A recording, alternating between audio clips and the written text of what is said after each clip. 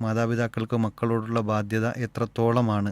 UG PG കോഴ്സുകൾക്ക് സാമ്പത്തികമായി സഹായിച്ച് എല്ലാ മക്കളെയും പഠിപ്പിക്കേണ്ട ബാധ്യത മാതാപിതാക്കൾക്കുണ്ടോ?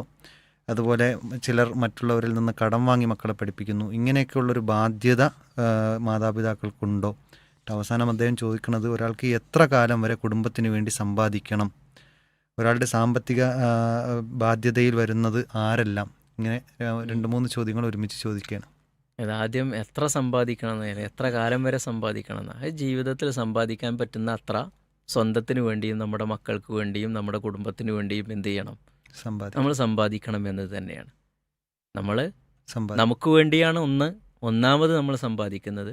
പിന്നെ നമ്മുടെ മക്കൾക്കും നമ്മുടെ കുടുംബത്തിനുമൊക്കെ വേണ്ടിയിട്ടാണ്. അത് എത്രയും ആകാം. പക്ഷേ ഈ മക്കൾക്ക് വേണ്ടിയുള്ള ചെലവഴിക്കൽ എന്നത് ഓരോരുത്തരുടെയും കഴിവനുസരിച്ചിരിക്കും. അതാണ് അടിസ്ഥാനമായി. ഒരാൾക്കും മക്കളെ പഠിപ്പിക്കാൻ വേണ്ടിയിട്ട്, അതായത് ഒരു ഗവൺമെൻറ് നിർബന്ധമാക്കുന്ന ഒരു പഠന രീതിയുണ്ട്. ഇപ്പോൾ 10ാം ക്ലാസ് വരെ അല്ലെങ്കിൽ +2 വരെ ഒരു കുട്ടിയുടെ നിർബന്ധമായിട്ടും അവന് പഠിപ്പിക്കണം, രക്ഷിതാക്കൾ പഠിപ്പിക്കണം. അതിന് ഗവൺമെൻറ് തന്നെ വേണ്ട സൗകര്യങ്ങൾ കൊടുത്തുകൊണ്ടിരിക്കുന്നുണ്ട്. ഇപ്പോൾ നമ്മുടെയൊക്കെ കുട്ടികൾ ഗവൺമെൻറ് സ്കൂളുകളിൽ പോകുന്നത്, അതിന് ഗവൺമെൻറ് ഒരിക്കലും എന്ത് ചെയ്യണില്ല, നമ്മളിൽ നിന്ന് ഒരു ഫീസും ഈടാക്കുന്നില്ല. അപ്പോൾ അതിനപ്പുറത്ത് ഒരു രക്ഷിതാവിന് കഴിവില്ല എങ്കിൽ ആ രക്ഷിതാവിനെ സംബന്ധിച്ചിടത്തോളം കുട്ടിയെ പഠിപ്പിക്കൽ നിർബന്ധമില്ല.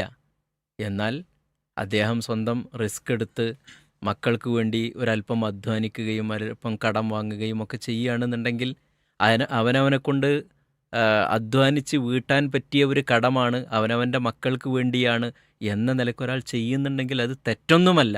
മാത്രമല്ല അത് പ്രോത്സാഹിപ്പിക്കപ്പെടേണ്ടത് കൂടിയാണ്. കാരണം നമ്മുടെ സമ്പാദ്യമെന്ന് പറയുന്നത് നമ്മുടെ മക്കൾ തന്നെയാണല്ലോ.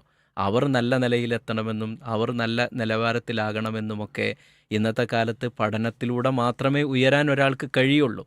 അപ്പോൾ അവർക്ക് നല്ല വിദ്യാഭ്യാസം കിട്ടണം എന്നൊരു രക്ഷിതാവ് ആഗ്രഹിക്കുകയും അതിനുവേണ്ടി പണിയെടുക്കുകയും ചെയ്യുന്നത് പ്രോത്സാഹിപ്പിക്കപ്പെടേണ്ട കാര്യം തന്നെയാണ്.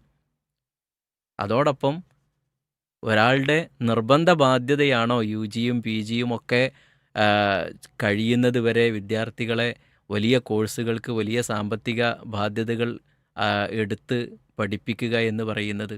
അങ്ങനെ ഒരു ബാധ്യത ഇല്ല. അങ്ങനെ ബാധ്യതയാണ് എന്ന് പറയുകയാണെങ്കിൽ ഒരുപാട് ആളുകളെ സംബന്ധിച്ചിടത്തോളം മക്കൾ തിരഞ്ഞെടുക്കുന്ന കോഴ്സുകൾ ഒരുപക്ഷെ വലിയ സാമ്പത്തിക ബാധ്യത വരുന്നതായിരിക്കും. അവരുടെ ടേസ്റ്റും അതായിരിക്കും, അവരുടെ കഴിവും അതിലായിരിക്കും. പക്ഷേ ഈ രക്ഷിതാവിനെ കൊണ്ട് അത് താങ്ങാൻ കഴിവില്ല. പക്ഷേ രക്ഷിതാവിൻ്റെ ഒരു നിർബന്ധ ബാധ്യതയാണ് എന്ന് പറയുന്നതോടുകൂടി അദ്ദേഹം ലോൺ എടുക്കാൻ നിർബന്ധിതനാവും.